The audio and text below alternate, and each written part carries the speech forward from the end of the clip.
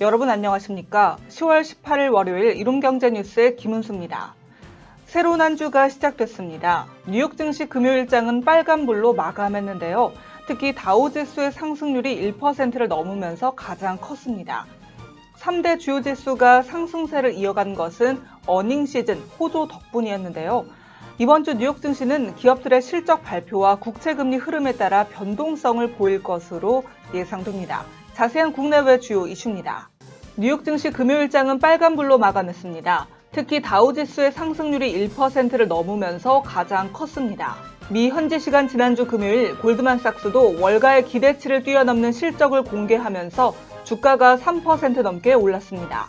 지난주 금요일을 기준으로 S&P 500 기업 중 41곳이 실적을 발표했는데 80%가량이 시장 예상치를 웃돈 성적을 냈습니다. 인플레이션과 공급 병목 현상 우려에도 불구하고 미국의 9월 소매 매출이 0.7% 증가했습니다. 미국의 시총 상위 종목은 양호한 가운데 아마존은 소매 판매 호조에 급등했습니다. 반면 페이스북은 사회적인 책임과 의무를 다하지 않았다는 점을 폭로하는 내부 고발자들의 증언이 이어지면서 1% 넘게 하락했습니다. 유럽 증시는 주간 기준으로 7개월 만에 가장 좋은 성적을 냈습니다. 이번 주 비트코인 선물 상장 지수 펀드가 첫 거래에 나설지 주목됩니다. 비트코인 가격이 반년 만에 6만 달러 선을 회복했습니다. 에너지 대란 속에 극심한 전력난을 겪고 있는 중국이 미국의 도움을 요청하고 있는 것으로 알려졌습니다. 이 시각 국내 증시입니다. 월요일장 국내 증시는 혼조세로 출발했습니다.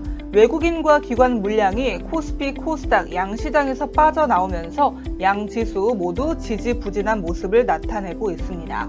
코스피가 다시 3,000선이 붕괴된 상황이고 코스닥은 보합권 내에서 움직이고 있습니다.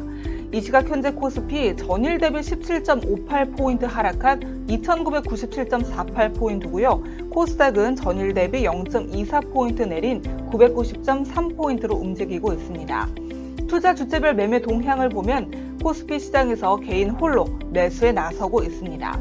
지난 주말 뉴욕 증시는 소매 판매 지표와 주요 기업들의 실적이 호조를 보인 영향으로 일제히 오르면서 거래를 마감했습니다. 현재 시가총액 상위 종목 보겠습니다. 거의 모든 종목이 떨어지고 있는 가운데 삼성전자가 3거래일 만에 약세를 보이면서 주가가 다시 7만 원 선을 이탈한 상황이고요. LG 생활건강 외국인 매도에 4거래일 만에 하락하고 있습니다.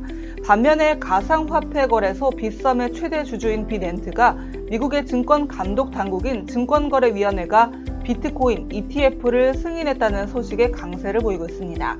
이 시각 현재 일본 증시 떨어지면서 거래되고 있습니다.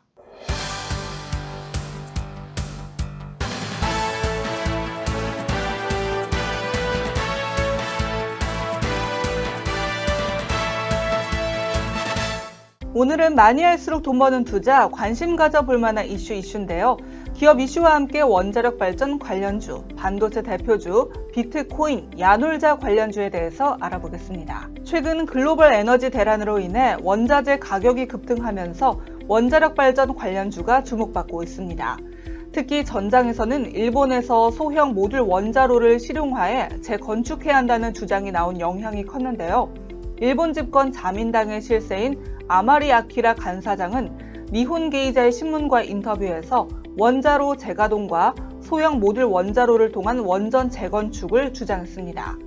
이에 국내에서는 일진 파워, 서전기전, 한전기술 등이 강세였습니다. 지난 14일 세계 최대 반도체 위탁 생산업체인 대만 TSMC가 시장 예상을 상회하는 3분기 실적을 발표했습니다. 이 영향으로 반도체 주식 투자 지표인 필라델피아 반도체 지수가 상승한 것이 호재로 작용하면서 최근 약세를 보이던 삼성전자와 SK하이닉스가 상승했습니다.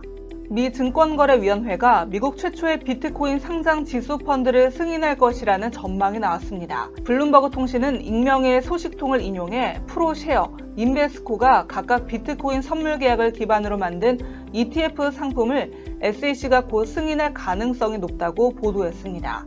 이 소식에 비트코인 가격이 6만 달러를 다시 돌파했고 관련주도 상승했습니다. 이에 국내에서는 우리기술 투자, 에이티넘 인베스트, 위지트 등 상승했습니다. 인터파크가 플랫폼 기업 야놀자의 회사를 인수한다는 소식에 관련주가 상승했습니다.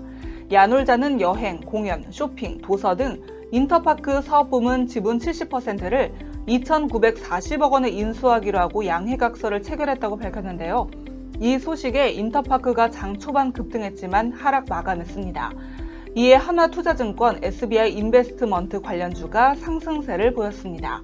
지금까지 이슈 짚어봤습니다.